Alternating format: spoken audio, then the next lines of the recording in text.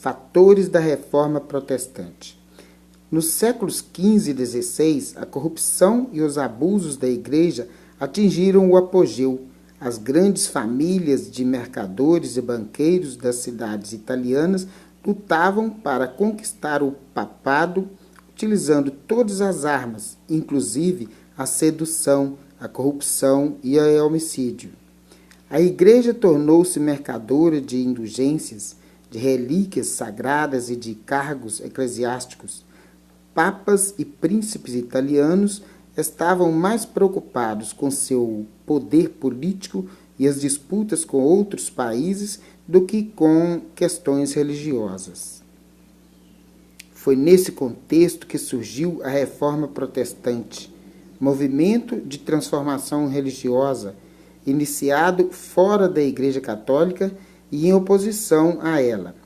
É um erro considerar a Reforma um movimento puramente religioso, pois ele teve implicações econômicas, políticas e sociais na medida em que também explicitou interesses de várias classes sociais e contou com a participação do poder real, que queria fortalecer o poder nacional em oposição à Igreja Católica. Vários fatores contribuíram para o desencadeamento da Reforma Protestante. De um modo geral, podemos destacar alguns, tais como o fortalecimento da burguesia, a formação das monarquias nacionais, o renascimento cultural e o fator religioso, ou seja, a desmoralização da Igreja em uma época de expansão da fé popular. A expansão marítima e comercial europeia do final do século XV e início do século XVI desenvolveu um mercado mundial que fortaleceu a burguesia interessada na reforma religiosa.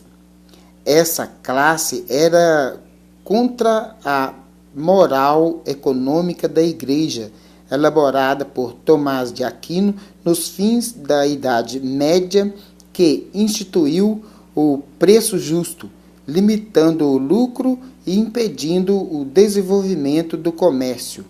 A burguesia também não aceitava o luxo do culto católico e o custo do clero, em grande parte financiados por ela. Finalmente, havia a questão dos capitais, que a Igreja retirava dos países europeus e mandava para Roma, dificultando o desenvolvimento comercial desses países e prejudicando, consequentemente, a burguesia. Com o surgimento dos estados centralizados, o poder real e a Igreja entraram em conflito, porque esta última constituía empecilho ao fortalecimento dos estados nacionais que formariam as atuais nações. A maioria dos reis não tinha autoridade sobre os clérigos, que obedeciam somente ao Papa. As vastas terras da Igreja estavam fora da jurisdição real e não pagavam impostos. A esses fatores soma-se o desvio de capitais para Roma, o que contribuiu para enfraquecer os tesouros reais. Muitos reis, como Henrique VIII da Inglaterra, promoveram a reforma protestante para controlar a Igreja.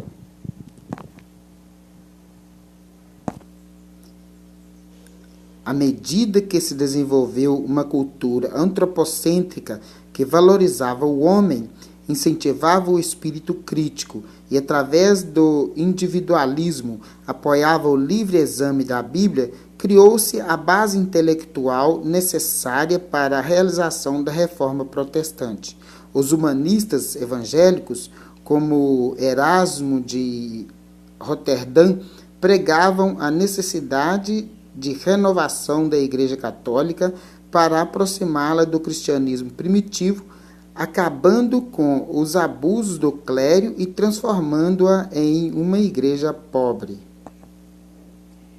Esses fatores, somados à prática de venda de cargos religiosos, indulgências e relíquias sagradas, tornaram a Igreja alvo fácil da crítica dos intelectuais, dos fiéis e dos próprios religiosos interessados em reformá-la.